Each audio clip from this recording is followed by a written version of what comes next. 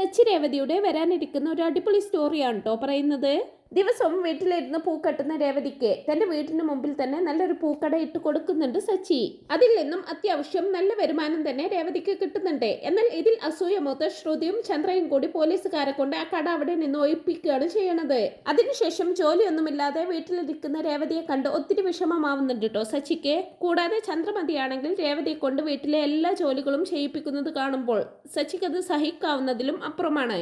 അങ്ങനെ വിട്ടാൽ പറ്റില്ല. ഇവിടെ ബാക്കി 2 മരുമക്കൾ ഉണ്ടായിട്ട് എന്റെ ഭാര്യ മാത്രം ഇവിടെ എല്ലാ ജോലിയും ചെയ്യുന്നു.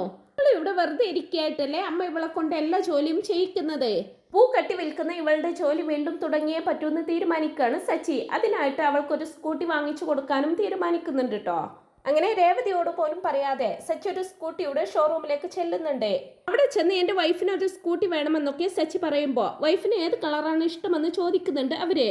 അറിയില്ലല്ലോ, ഒരു നിമിഷം ഞാനൊന്ന് വിളിച്ചു ചോദിക്കട്ടെ എന്ന് പറഞ്ഞുകൊണ്ട് സച്ചി രേവതിയെ കോൾ ചെയ്യുന്നുണ്ട്.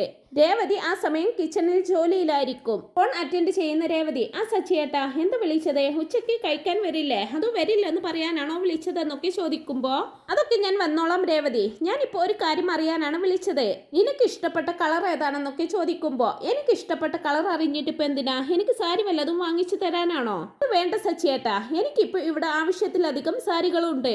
കൊണ്ട് എനിക്കിനി സാരി ഒന്നും വേണ്ട. സച്ചിയേട്ടൻ അവിടെയും ഇവിടെയുമായിട്ട് ചുറ്റി തിരിയാതെ വേഗം വീട്ടിലേക്ക് വാ, നമുക്ക് ഒരുമിച്ചിരുന്ന് ഊണ് കഴിക്കാം. ഞാൻ സച്ചിയേട്ടന് ഇഷ്ടമുള്ള കറി ഉണ്ടാക്കി വെച്ചിട്ടുണ്ടെന്നൊക്കെ പറയുമ്പോ എങ്കിലും ഒരു കളർ നീ പറയാന്ന് നിർബന്ധിക്കുകയാണ് കേട്ടോ സച്ചി. അത് വേണ്ടെന്നേ, നിങ്ങൾ എനിക്കിപ്പോ ഒരു സാരി വാങ്ങിച്ചു തന്നു എന്നേ നിങ്ങളുടെ അമ്മ എങ്ങാനും അറിഞ്ഞാൽ അത് മതിയാവും ഇനി അടുത്തൊരു പ്രശ്നത്തിന്. അതുകൊണ്ട് എനിക്ക് വേണ്ടെന്നേന്നൊക്കെ രേവതി പറയുമ്പോ അതൊക്കെ നീ വിട്ടേക്ക്, ഇപ്പൊ ഞാൻ ചോദിച്ചതിന് നീ മറുപടി പറയാന്ന് പറയുന്നുണ്ട് സച്ചി. എന്തെങ്കിലും കാണിക്ക്, പറഞ്ഞാൽ കേൾക്കില്ലല്ലോ. എനിക്ക് ഇഷ്ടപ്പെട്ട കളർ ഏതാണെന്ന് ചോദിച്ചാൽ എല്ലാ കളറും എനിക്ക് ഇഷ്ടമാണ്, പക്ഷെ പച്ച കളറിനോട് എനിക്ക് പ്രത്യേക ഒരു ഇഷ്ടമുണ്ടെന്നൊക്കെ രേവതി പറയുമ്പോ സന്തോഷത്തോടു കൂടി ഫോൺ വെക്കുകയാണ് കേട്ടോ സച്ചി. ശേഷം രേവതി പറഞ്ഞ കളറിലുള്ള സ്കൂട്ടി കണ്ടുപിടിച്ച് അത് സെലക്ട് ചെയ്ത് അത് മതി എന്ന് പറയുന്നുണ്ട് സച്ചി. ഇങ്ങനെ രേവതിക്കുള്ള സ്കൂട്ടിയുമായി തന്റെ വീടിന്റെ ഗേറ്റിനരികിൽ എത്തുന്നുണ്ട് സച്ചി. തുടർന്ന് വീട്ടിലേക്ക് ഫോൺ ചെയ്ത് എല്ലാവരോടും പുറത്തേക്ക് ഇറങ്ങി വരാൻ പറയുന്നുണ്ട്. അങ്ങനെ കാര്യം എന്താണെന്ന് അറിയാതെ എല്ലാവരും കൂടി പുറത്തേക്ക് വരുന്നുണ്ട്. എല്ലാവരും വന്നയുടൻ തന്നെ സച്ചി ഗേറ്റ് തുറന്ന് സ്കൂട്ടി പുറത്തേക്ക് എടുക്കുകയാണ്. തുടർന്ന് രേവതി ഇങ്ങ് വാന്നും പറഞ്ഞുകൊണ്ട് അവളെ തന്റെ അരികിലേക്ക് വിളിച്ച്, രേവതി ഇതിൽ SR എന്ന് എഴുതിയിരിക്കുന്നത് കണ്ടോ? എന്താ അതിന്റെ അർത്ഥമെന്ന് നിനക്കറിയോ എന്നൊക്കെ ചോദിക്കുമ്പോ രേവതി വളരെയധികം സന്തോഷത്തോടെ ഇങ്ങനെ നിൽക്കായിരിക്കും. രേവതി ചിരിയോടെ തലയാട്ടുമ്പോ നിങ്ങൾക്കാർക്കും മനസ്സിലായിട്ടില്ലല്ലോ. ശരി, ഞാൻ പറയാം. എന്റെയും രേവതിയുടെയും പേരിന്റെ ഫസ്റ്റ് ലെറ്റർ ആണ് SR.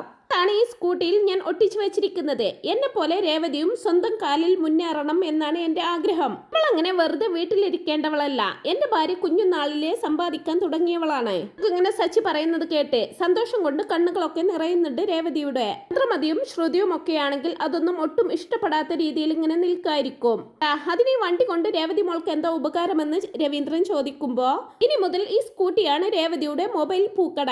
ഇതിന്റെ ബാക്കിൽ ഒരു ബോക്സ് ഫിറ്റ് ചെയ്താൽ അതിൽ പൂ വെച്ചിട്ട് രേവതിക്ക് എവിടെ വേണമെങ്കിലും കൊണ്ടുപോയി കൊടുക്കാം.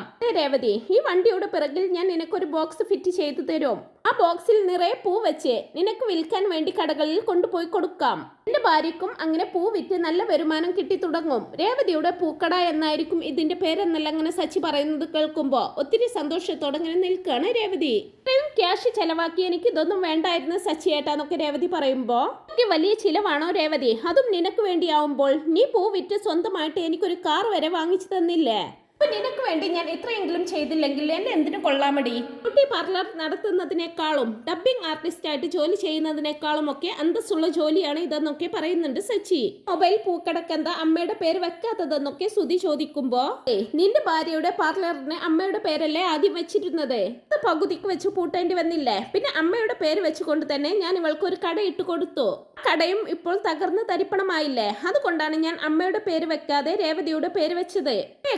എന്തുകൊണ്ടും ഐശ്വര്യമുള്ളത് എന്റെ ഭാര്യക്ക് തന്നെയാണെന്നൊക്കെ ഇങ്ങനെ സച്ചി പറയുന്നത് കേൾക്കുമ്പോ ഒന്നും മിണ്ടാനാവാതെ തല കുനിച്ച് നിൽക്കുകയാണ് ചന്ദ്രമതി.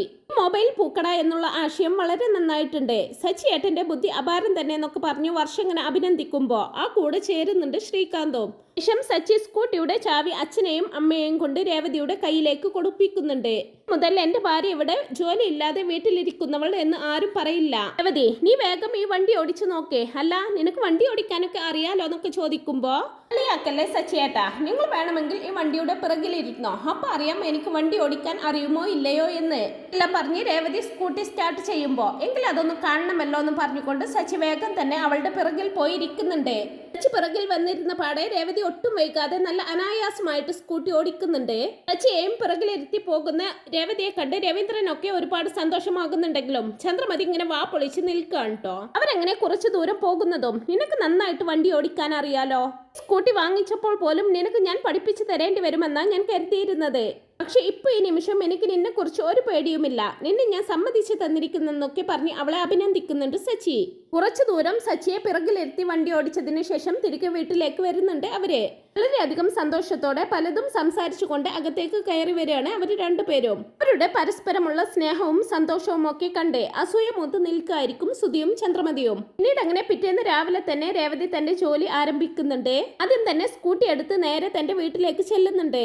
അമ്മയോടും ദേവികയോടും അവിടുത്തെ ചേച്ചിമാരോടുമൊക്കെ സച്ചി ഏട്ടൻ വാങ്ങിച്ചു തന്നതാണെന്നും പറഞ്ഞുകൊണ്ട് സ്കൂട്ടിയുടെ വിശേഷങ്ങൾ വാ തോരാതെ പറയുന്നുണ്ട്. സ്കൂട്ടിയുടെ ചാവി അമ്പലത്തിൽ പൂജിച്ചതിന് ശേഷം കടയിൽ നിന്നും പൂക്കളെടുത്ത് അത് വിൽക്കാനായിട്ട് തന്റെ സ്കൂട്ടറിൽ വളരെയധികം സന്തോഷത്തോടെ പോവുകയാണ് രേവതി. എന്റെ മോളുടെ സന്തോഷകരമായിട്ടുള്ള ജീവിതം കണ്ട് നിറഞ്ഞ മനസ്സോടെ നിൽക്കായിരിക്കും ലക്ഷ്മിയമ്മയും ദേവികയും. ആ ഒരു മൊബൈൽ പൂക്കടയിലൂടെ രേവതിക്ക് ഒരുപാട് പൂമാലകളുടെയൊക്കെ ഓർഡർ കിട്ടുന്നുണ്ട്. തുടർന്ന് അങ്ങോട്ട് ആരെയും അസൂയപ്പെടുത്തുന്ന വിധത്തിലായിരിക്കും സച്ചിയുടെയും രേവതിയുടെയും ജീവിതം. രേവതിയുടെ കഴിവും സാമർഥ്യവും ഒക്കെ കണ്ട് തന്റെ ഭാര്യയേക്കാൾ എത്രയോ ഭേദം രേവതി തന്നെയായിരുന്നെന്ന് സുധിക്ക് പോലും തോന്നുന്നുണ്ട്.